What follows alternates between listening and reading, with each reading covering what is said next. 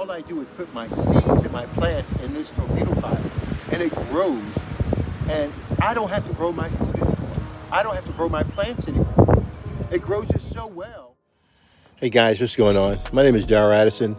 I'm the founder and owner of a growing system called Torpedopots. There's approximately 30 planters that are growing in each planter 70 pea seeds, and each planter will generate between 300 to 250 pods. Almost all of you probably have never seen a food grown successfully before in your life. A torpedo pot. Well, we grow your food for you, so you'll never have to worry about it again in your life. And there's so much of it. Enough to go around for everyone.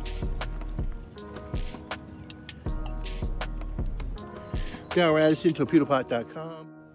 The whole goal behind the Torpedo Pot, creating the Torpedo Pot, was to allow you and your family to experience the wealth there is and the beauty that there is in growing food.